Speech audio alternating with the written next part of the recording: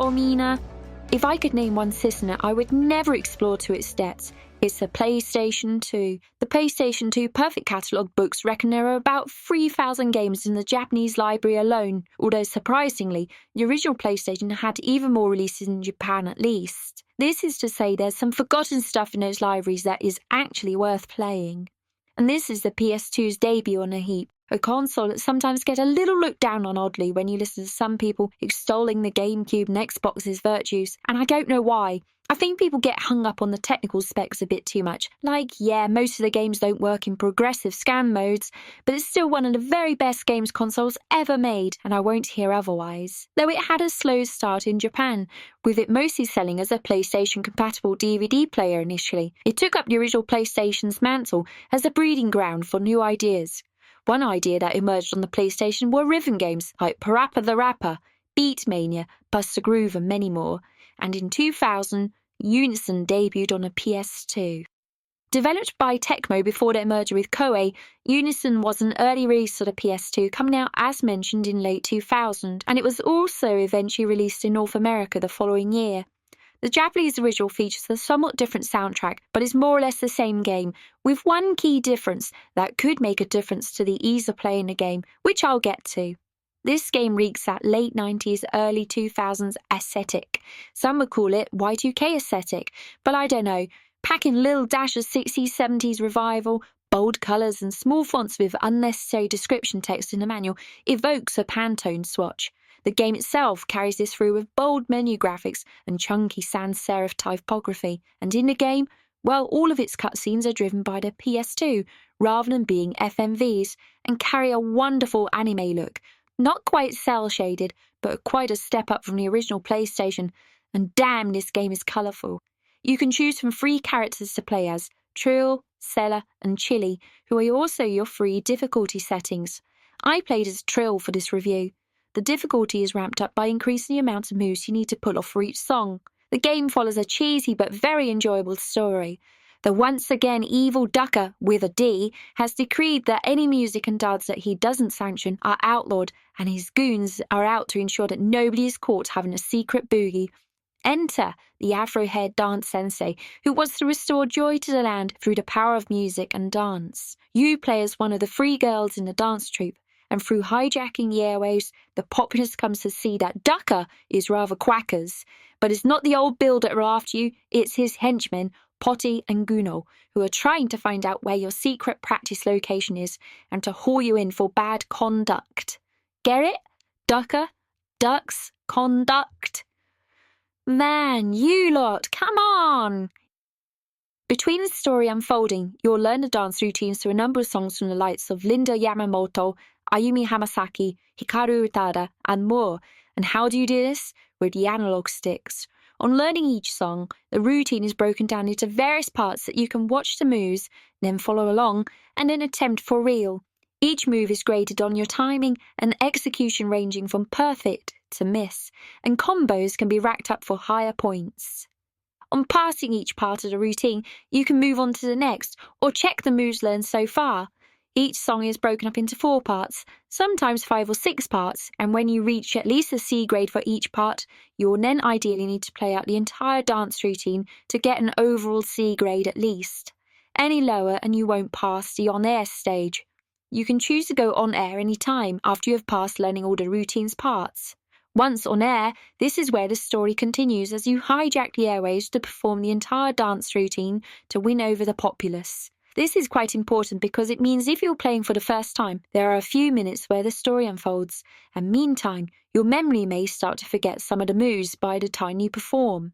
If you don't get a grade C as mentioned in the on-air segment, it's game over and back to learning the dance routine from the beginning. In addition, once you have cleared an on-air routine successfully, it's added to Club Afro mode, where up to 3 players can control the 3 girls who enjoy dancing along together to the cleared song, or retake the lessons for each song should you so wish.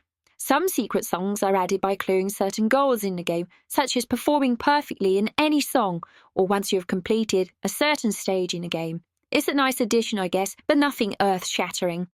Let's step back a bit and shimmy a little over to the left and break this down into simple steps. Yosh, during the learning phase, Dance Sensei will keep you in time and direct you, in Japanese of course, so it helps if you know words like ue, up, shita, down, morotte, both hands, kime pozu, signature pose, kurikaishite, repeat, and counting in Japanese at least to 8, each ni san shi go rok chichaj will help you a lot, but you can do it on aura and visual cues alone, I guess. But I'd imagine this might be tough if you don't understand a word of Japanese. Because there are no visual cues when performing the whole routine on air in the Japanese release of Unison, this is a game of memorization, and I can see this working in 2 ways. Some will relish the challenge, giggle their way through messing up, and eventually get the timing down, and then really enjoy the dancing and the general concept overall. That's me. And then there's this guy. Kaito is the kind of guy who, with the best will in the world, has a crap memory. But other than that, you couldn't meet a sweeter guy. Kaito, what did you think of Unison? This has to be one of the hardest games I've played in a while, Saki. I've got good coordination, but like Saki says, and I'm not offended for a change, she's right. My memory is just not that great. I found I could pass the various learning stages, but putting it all together was a nightmare for me. Did you try reciting what Dance Sensei was saying, like, for example, ue, shita, migi, hidari, nado, nado? Nah, maybe I should have. I think it would have made it a bit easier as you would have found the rhythm and given yourself more of a physical prompt of what comes next. But then you can't sing along, Saki. That's a good point. But yeah, I think for some people this could well be a tough game due to the need to not just memorise 30 plus moves, but to do it in time as well. So what did you think of Unison? Oh, I had a great time. I wasn't brilliant at it either, but I completed it, and even at one point when Hikaru Utada's First Love came on, I was getting all a bit emotional. What, like angry? Ciao ciao, skoshi kandoshi ne, like welling up, dude. Oh, well that's cute. But anyway, I loved the idea of this game. I loved how it looked, enjoyed the music, but ultimately I just wasn't very good at it. That's a shame, because I hear the North American release left the movement markers in when you perform live, giving you a visual cue. But I think that may make it a bit too easy. Anyway, dude, thanks the alternative point of view. It's always appreciated. Anytime. So on to the rating. Unison did get that North American release, but I'm looking at the Japanese release of the game, and honestly, knowledge of Japanese becomes a bit of a factor with this game, primarily because you have to memorise the routines with no visual cues, like were added into the North American version. Therefore, to help be memorised, you need to be able to understand Dance Sensei's Japanese instructions to help you with the timing.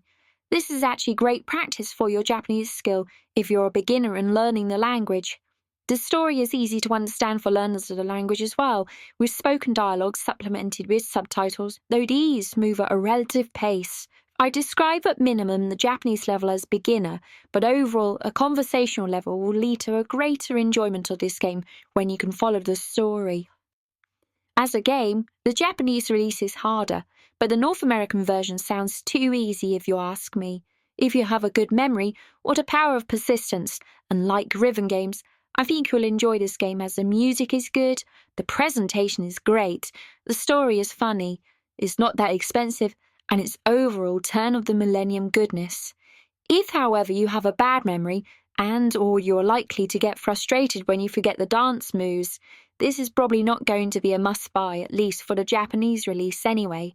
But I'm going to rate this overall as a good game, or 3 stars out of 5, because I had a good time with it for all the reasons I have just mentioned. It's largely forgotten as a game now, but it took me back to a time in my life when the world just didn't seem that angry.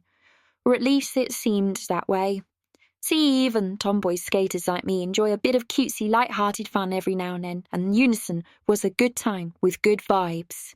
As always, like, subscribe and all of that shit, and also check out this rad Rubbish Heap merch, available worldwide on Redbubble and Amazon. See the links below for how to purchase. I've been Saki Endo, and this has been a Rubbish Heap. Ja ne ne!